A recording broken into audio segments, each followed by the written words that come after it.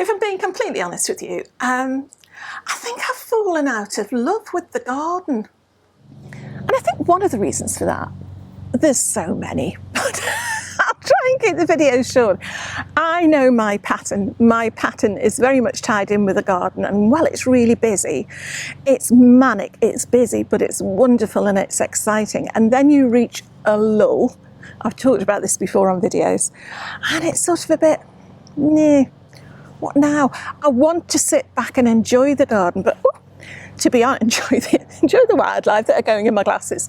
But to be honest, I hate to talk about the weather. I know we're in the UK and we're known for it, but it's been so weird. It's either been too hot and humid to come down, or we've just had the ridiculously heavy thunderstorms, which are marvellous. I absolutely love them, but it doesn't make for good gardening. I'm just going to put a clip in here of last Sunday where we were stuck in the shed for an hour and a half. It was incredible, but didn't get anything done. One of the other things is just I seem to be beset by technical difficulties lately. Having all sorts of problems with my editing suite at home. I've brought the wrong camera up today. I've forgotten to bring the tripod adapter because that's on the other camera. So you're balanced on the back of a chair. And so because you're balanced on the back of a chair, you fell off about 5 minutes ago. Fortunately, I don't think you're broken. We'll soon find out. But the hot shoe for the microphone receiver has fallen off, so the microphone is dangling around behind you.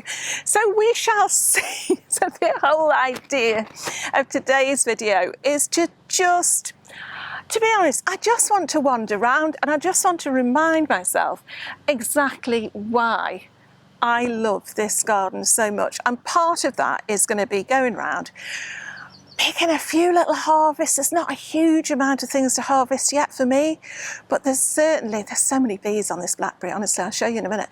Certainly there's enough to make me smile. So let's get on and see what we've got. One of the positives is that we've managed to hoist that blackberry arch back up.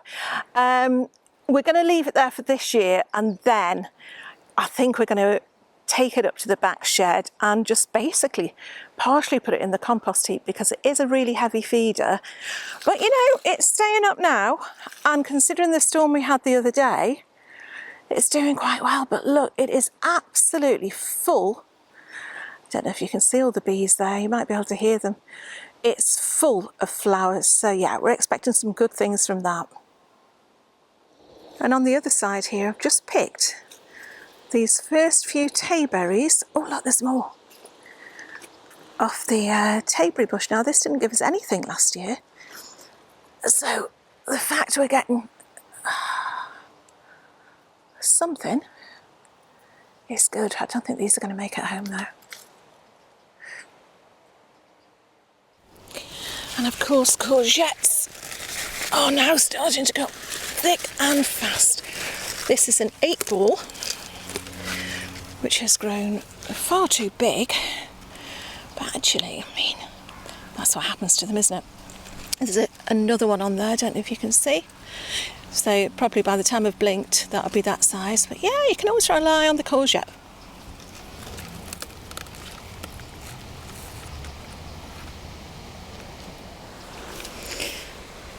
Plenty of gooseberries. All these are the thorny ones. Right next to the nettle as well. It's always the way, isn't it?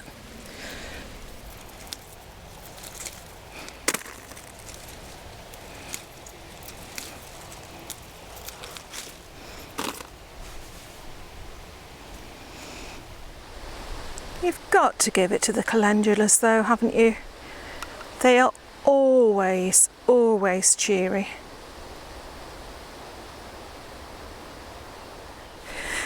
The other thing, you're actually tied up on the wooden arch now.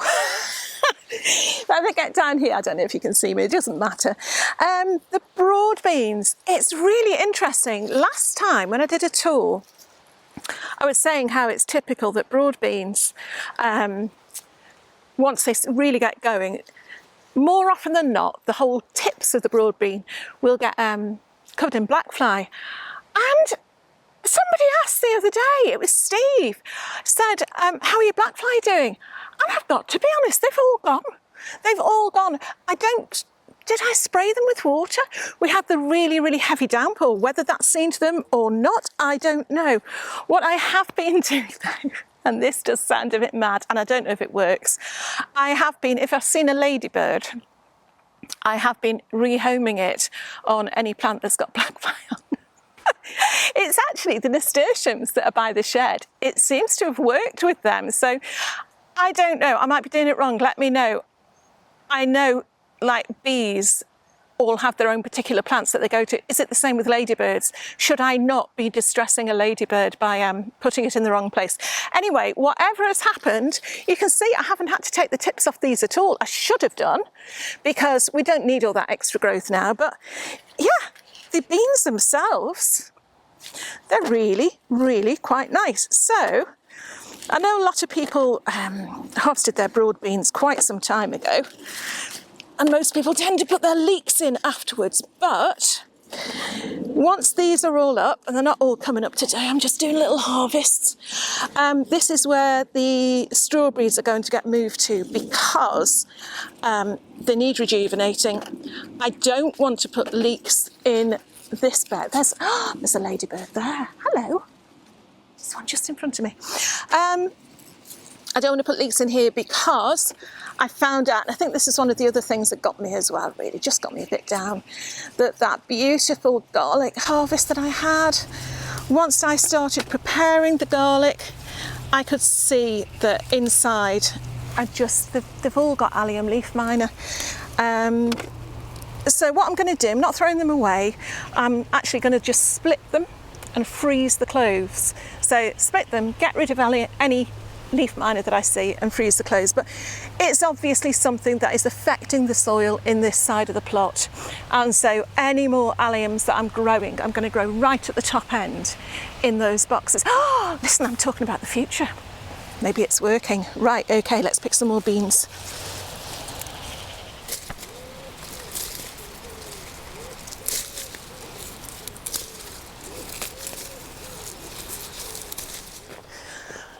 Well, according to the label, these are parsnips. So these are, I can't remember the exact name. Last year I grew Cos Violet, which were the purple French beans. And then this year, I think they're just called purple podded. And again, I think these were a present from either Ali or Robin. I'm sorry, Ali or Robin, you've both sent me so many seeds. I'm so grateful. I can't remember exactly who sent me these ones, but I have been munching on these as I've been going along, which is why there's not a lot here. But again, it's tiny. Look, really, really lovely, tender beans. So they're quite nice. I mean, yesterday I came up and I just picked enough to go in what we were having last night, which tends to, at the moment, be something with a whole load of roast veg. And I just want the roast veg to, oh, look at this. Look at this. Oh, we have a bean pole. Look. I mean, you know, there's being nature friendly, but that's taking the mickey, to be honest, isn't it? Over he goes. Whee!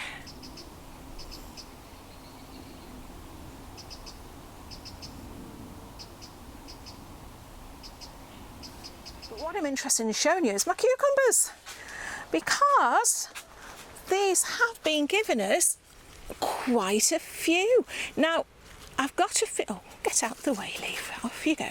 I've got a feeling these are called Sherpa, and whether they're meant to be picked at this size or not, I have been picking them.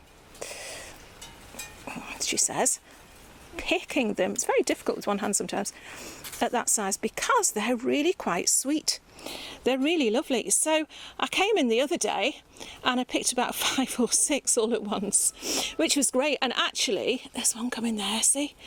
Actually, they don't often make it home. There's one there. They just get nibbled on around the plot because they're just the right size for one little snack. So yeah, dead pleased with the cucumbers. That's going in my little basket. Aha. There we go.